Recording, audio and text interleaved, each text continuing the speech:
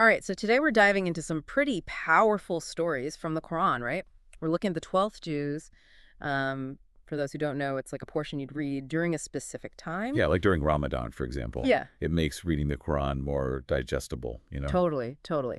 And within this Jews, we've got Surah Hud and Surah Yusuf. And let me tell you, these stories are something else. They're incredible. It's amazing how they still resonate, even thousands of years later. Mhm. Talking about faith, resilience, the human experience. It's all there. Right. Okay. So Surah Hud, we're talking about Prophet Hud, but it also brings in other prophets like Noah who, man, talk about facing challenges, trying to spread God's message. Not easy. Especially Noah. Think about it. Preaching for years and years, maybe even centuries, and constantly facing rejection. Ridicule even. The Quran even talks about his son, Huh. choosing not to get on that ark. Oh, yeah. And he ends up facing the very flood Noah warned everyone about. It's heartbreaking. I can't even begin to imagine to have that much faith, that unwavering belief, even when the people closest to you. It makes you think, how would I handle that? It really does. And, it reminds us that even these prophets, as close to God as they weren't immune to suffering. Noah's plea to God after his son dies. It's just heartbreaking, shows the depth of his grief, but also his acceptance of God's will. That whole idea of trusting in God's plan, even when things are just terrible, that comes up again with Prophet Hud too, right? Absolutely. So Hud was sent to the tribe of Madad. They were known for being very advanced, successful, but they fell into a trap. Materialism, arrogance, they forgot where their blessings came from. Sound familiar? It's so easy to get caught up in the material world, though, even now, right? We're always chasing success, Yeah. things, and sometimes it feels like in doing that, we lose sight of what really matters. That's exactly it. That's what Hud was trying to tell them. He's saying, remember God, be grateful. True prosperity isn't about how much stuff you have. It's about aligning yourself with the divine. So not about rejecting success or anything, but finding that balance. Material wealth doesn't mean much without that connection to something bigger. Yeah, exactly.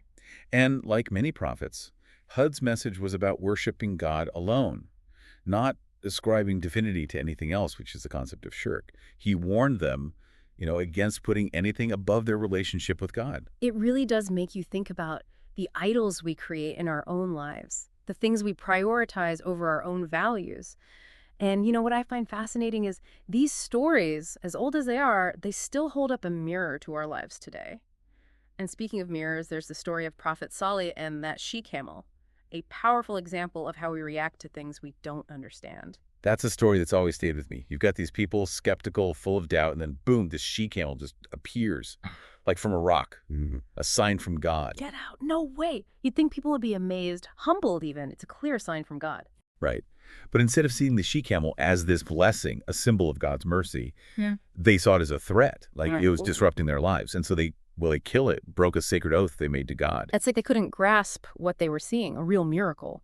And fear and distrust, that's what led them to make such a choice with, as we know, awful consequences. And their story, it really makes you think, how would we react in that kind of situation? With curiosity, open to something beyond our understanding? Or would it be fear, skepticism? Would we make a choice we'd regret? It really makes you think, doesn't it? And it kind of leads us perfectly into Surah Yusuf, the story of Joseph. It's a different kind of challenge, more personal. Betrayal, temptation, forgiveness. We see it all. And it all starts with a dream, which, if I remember correctly, has a much deeper meaning in Islam, right? Right. It's like a veil between the physical and the spiritual. Yeah. Sometimes they carry messages, important messages. And Joseph's dream, 11 stars, the sun and the moon bowing down to him. It wasn't just a dream. It was a glimpse into his future, the good and the bad. And then betrayal. His brothers. Jealousy. They wanted him gone. Sibling rivalry at its, most intense. It shows how powerful envy and resentment can be, even between family. It can make you do unthinkable things. And their father, Jacob, he had no clue. The trust he had in his sons. It's intense. Powerful, really.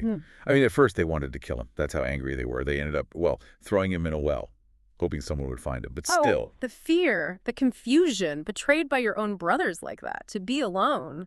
It's amazing he didn't lose his faith. It is. It really is. He never wavered, Even in that moment, God reassured him the truth would come out. He would expose those who wronged him. That's powerful, that trust in God's plan, even when, you're in a well.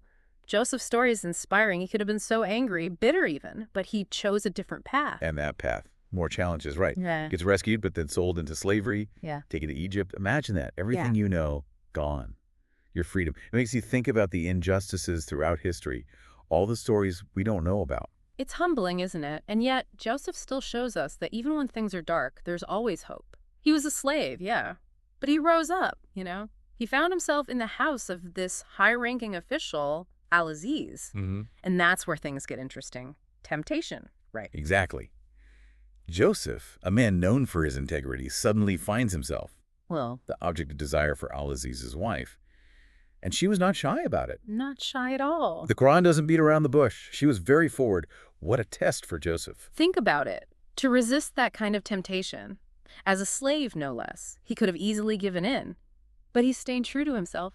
It really makes you think about the choices we make when we're tempted to compromise what we believe in, especially when we think it might get us ahead. It's something we all deal with. And what's fascinating is how he responds to her.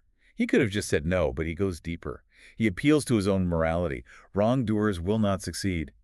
Powerful words.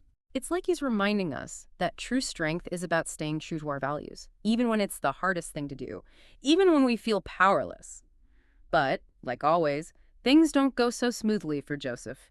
He resists temptation, but then he's falsely accused, and he ends up in prison. Can you believe that? Talk about a raw deal. Even when you're trying to do the right thing, life has other plans sometimes, huh? It reminds us that, being righteous doesn't mean life will be easy. But even in prison, facing this huge setback, Joseph's faith never wavered. And in a way, it's there in prison where his ability to interpret dreams really takes center stage. Yeah. He meets these two prisoners, right, both having these crazy vivid dreams they can't figure out. One's dreaming about making wine, and the other is carrying bread that birds are eating. They're looking for answers, some kind of hope. What does their future hold? And Joseph, with God's guidance, he gives it to them. He tells them what their dreams mean. One of them, he says, will be freed and end up serving the king. The other one, well, not so lucky, but wouldn't you know it, Joseph's interpretations. Spot on. It's like one of those movie moments. You can just tell things are about to change. Something big is coming. Exactly. Because remember how Joseph asked that prisoner, the one who was going to be freed, to mention him to the king? He was hoping for a chance to tell his side of the story. Right. And at first, well, the prisoner kind of forgot. Freedom's a powerful drug, right? Yeah, so. But then the king has this intense, vivid dream, and none of his advisors can figure it out. This isn't just any dream either. Oh, no, not at all. 7 fat cows getting eaten by 7 skinny cows, 7 healthy stalks of grain, and then right next to them, 7 withered ones. You know it's serious when even the king is freaking out. Yep. And then, boom. Yeah. Our freed prisoner suddenly remembers Joseph. Talk about a perfectly timed flashback. Right, like he was meant to be. Yeah. He tells the king all about this insightful young man stuck in prison. And, well, they bring Joseph to the king after all this time. After everything he's been through, he finally gets his chance to use his gift. So what happens? Does he interpret it? He does. And it's a huge turning point. God's guiding him. And Joseph, he tells the king that the dream means 7 years of abundance in Egypt. But then, 7 years of famine. And get this, he doesn't just interpret it. He tells the king what to do. Store grain during those good years. Get ready for the hard times ahead. Wow. He's not just interpreting, he's like a strategist, a visionary. Exactly. And the king. He could tell that Joseph is the real deal, wise beyond his years. So he puts him in charge. Wow. But wait, what about his brothers? The ones who did all of this to him in the first place? They're still out there. What happens when they realize who's in charge? That's where the story becomes really powerful. You see, that famine, it hits Joseph's homeland hard. His brothers, they're desperate. They need food. So they travel to Egypt for help. And guess who's in charge of the grain? No way. It's too perfect. They have to go to him for help. I bet they were in for a surprise. Right. They had no idea. And here's the thing about Joseph. He recognizes them instantly, but they have no clue who he is. So what does he do? Revenge. Yeah. No. He reveals who he is and he forgives them. Wow. Just wow. After everything they did, that's incredible. He chooses forgiveness. That is a powerful message. Especially these days, it seems like everyone wants revenge. Not a lot of forgiveness going around. It's really something. And think about it. His forgiveness, it wasn't just about letting go of anger. It was about recognizing something bigger at play. He knew that even though his brothers hurt him, God had a plan. Their actions, even though they were wrong, they ended up saving lives. Their own lives, even. Makes you think, doesn't it?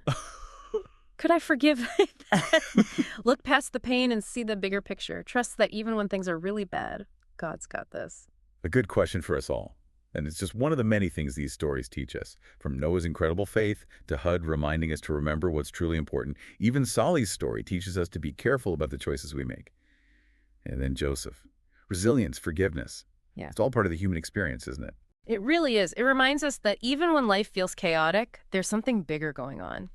And even if we don't always understand, God's plan is there, guiding us towards something better, even when it's hard. And these stories, they make us think about our own lives, our choices. How can we be more like Noah, strong in our faith? How do we resist temptation like Joseph did? And maybe the biggest question of all, can we learn to forgive ourselves and the people who've hurt us? Man, so much to think about. Thanks for taking this deep dive with me. Definitely some stuff to reflect on.